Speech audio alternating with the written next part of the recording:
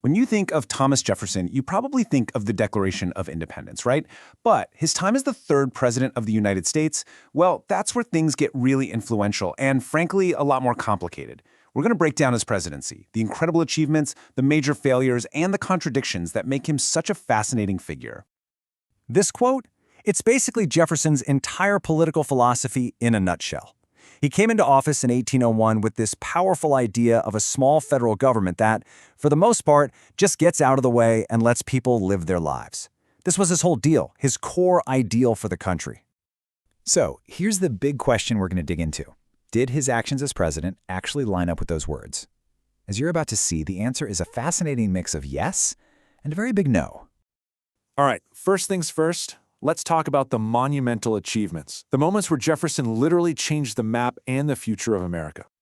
You can't even begin to discuss Jefferson's presidency without starting right here. The Louisiana Purchase was, and this is no exaggeration, one of the greatest real estate deals in the history of the world. He saw a chance, and he jumped on it. And get this, the price tag, just $15 million. That's what he paid to Napoleon's France, which, let's be honest, desperately needed the cash. It works out to just pennies an acre, an absolutely insane bargain. For that tiny price, the United States got over 800,000 square miles of new land. Just think about that, a huge chunk of a continent changing hands in a single peaceful deal. So what was the impact of that? It was massive. Just like that, boom, the United States doubled in size. This one purchase opened up the continent for trade, for farming, and for generations of westward expansion. Okay, so you've just bought this enormous, mysterious piece of land. What's the first thing you do? You got to find out what's actually out there, right? And that's exactly what Jefferson did. He commissioned Meriwether Lewis and William Clark for their legendary journey into the unknown. And this wasn't just some camping trip. It was a serious, strategic mission. They had clear orders, map the terrain, establish contact with the Native American tribes they met, and find a practical route to the Pacific Ocean. They were literally paving the way for America to become a coast-to-coast nation. Now, it wasn't all about looking west.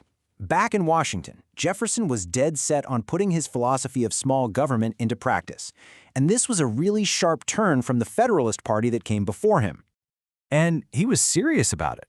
He made major cuts to government spending, he shrank the Army and the Navy because he saw large standing armies as a threat to liberty, and he worked hard to pay down the national debt. These were really popular policies with a lot of Americans. But don't think that shrinking the military meant he was a pushover. For years, pirates from North Africa's Barbary Coast had been demanding tribute, basically protection money, from American ships. Jefferson's response? No way. He sent the small but growing U.S. Navy to the Mediterranean and showed the world that America would defend itself. Okay, so he doubled the country, shrank the debt, and stood up to pirates. It all sounds like a home run, doesn't it? Well, this is where the story gets messy.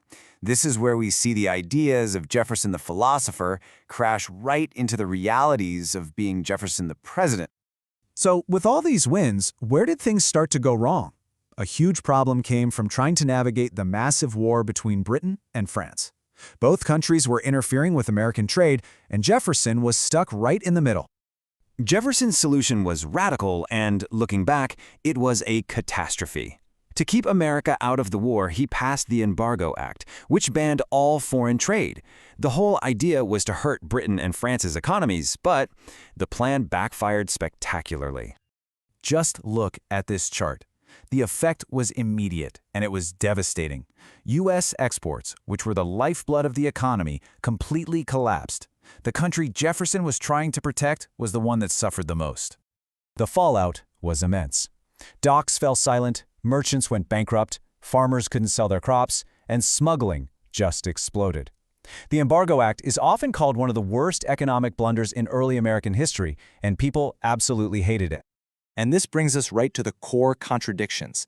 The man who argued for a strictly limited government used massive executive power for the Louisiana Purchase, an action the Constitution didn't even explicitly allow. And then, of course, the biggest one.